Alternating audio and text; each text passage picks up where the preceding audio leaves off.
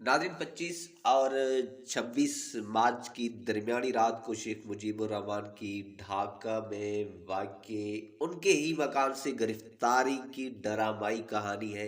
ये वाक़या लिखा है brigadier retire Z A Khan ने अपनी किताब द वे इट वाज में। जेड ए खान लिखते हैं कि उन्हें शेख मुजीबुर रहमान की गिरफ्तारी का हुक्म मेजर जनरल राव फरमान की जानिब से मिला था। जेड ए खान को 3 ट्रक 62 फौजियों की नफरी और असलहा मिला। ताहम जनरलों ने उन्हें खबरदार किया कि शेख मुजीब को हर हाल में जिंदा गिरफ्तार करना है और अगर मुजीब मारे गए तो जेड ए खान को जिम्मेदार ठहराया जाएगा। हामियों के जमे गफीर के अलावा एक और मामला ये भी दरपेश था कि शहर के गुंजान इलाके में धन मंडी में शेख मुजीबुर रहमान के मकान के करीब ही जापानी सफारत खाना था। अगर मुजीब को पता चल जाता कि फौजी उन्हें गिरफ्तार करने आ रहे हैं तो वो सफारत खाने में पनाह भी ले सकते थे, जिससे मामला मजीद पेचीदा हो जाता। फिर ये भी था कि अवामी लीग के कारकुनों ने जगह जगह रुकावटें खड़ी करके सड़कें बंद कर रखी थी। जेड ए खान लिखते हैं कि हमने रॉकेट लॉन्चर फायर करके ये रुकावटें तोड़ डाली। इसके अलावा मशीन गनों के फायर ने लोगों को तितर बितर होने पर मजबूर कर दिया और ये फौजी काफिला शेख मुजीब के घर पहुंच गया। पूरा मकान तारीखी में डूबा हुआ था। मेजर बिलाल और उनके साथियों ने शेख मुजीब के हमसाया मकान की दीवार फलांगी और वहां से मुजीब के घर में कूद गए। वहां कुछ लोग मौजूद थे जिनसे गोलियों का तबादला हुआ। दूसरे फौजियों ने सामने से दावा बोलकर घर में दाखिल हो गए। घर में मौजूद एक आदमी मारा गया। शेख मुजीब के चौकीदार ने मजामत की तो उसे भी गोली मार दी। किसी ने मेजर बिलाल के आदमियों पर फायर किया। उसके जवाब में एक सिपाही ने ग्रेनेड फेंक दिया और अपनी सब मशीन गन का मुंह खोल दिया। ये माजरा सुनकर कमरे के पीछे से शेख मुजीब की आवाज़ आई कि अगर उन्हें जमानत दी जाए कि उन्हें कत्ल नहीं किया जाएगा तो वो बाहर आने के लिए तैयार है। जमानत दिए जाने पर शेख मुजीब बाहर निकल आए। हवलदार मेजर खान वजीर ने उनके गाल पर जोरदार थप्पड़ दे मारा।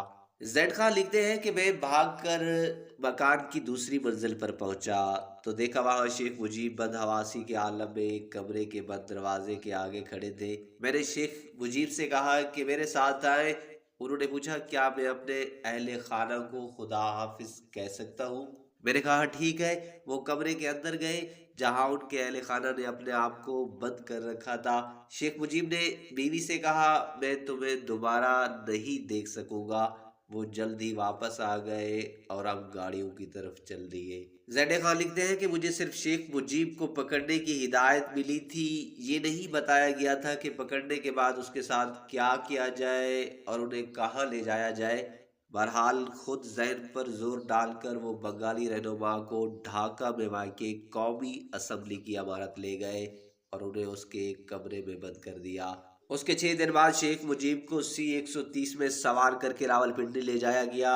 अगले 9 माह वो पंजाब की एक जेल से दूसरी में मुंतकिल होते रहे। उन पर मुल्क के खिलाफ जंग के 12 इल्जामात के तहत मुकदमा चलाया गया जिनमें 6 की सजा मौत थी। लेकिन उसी दौरान मशरकी पाकिस्तान के हालात बिगड़ते ही चले गए। फौज जितनी शिद्दत से दबाती आज़ादी की तहरीक उतनी शिद्दत से उभर कर सामने आई। बिलाखिर 22 नवंबर को भारतीय फौजें मशरकी पाकिस्तान में दाखिल हो गई और 16 दिसंबर को पाकिस्तान ने हथियार डाल दिए। नतीजतन 8 जनवरी 1972 को शेख मुजीब को रिहा करना पड़ा। उस वक्त मुजीब को पता ही नहीं था कि बांग्लादेश में क्या हालात गुजर चुके हैं, क्योंकि उनको अखबारों तक रसाई नहीं थी। उन्हें पाकिस्तान से निकालकर बरतानिया भेजा गया, जहां से वो पहले बरतानवी फिजाइया के त्यारे पर सवार होकर भारत पहुंचे, जहां उनका इंदिरा गांधी ने अपनी पूरी भारतीय कबीना समेत उनका इस्तकबाल किया।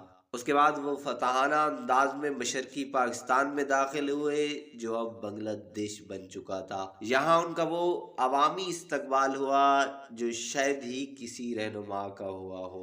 अलबत्ता जैसा कि तीसरी दुनिया के मुल्कों में होता आया है, 15 अगस्त 1975 بنگلہ دیش میں ایک اور فوجی انقلاب برپا ہوا۔ اس کے نتیجے میں مجیب الرحمن، ان کی اہلیہ فضیلہ، بیٹے الغرض پورا خاندان مارا گیا۔ صرف شیخ حسینہ اور شیخ ریحانہ بچیں جو اس وقت ملک سے باہر گئی ہوئی تھی۔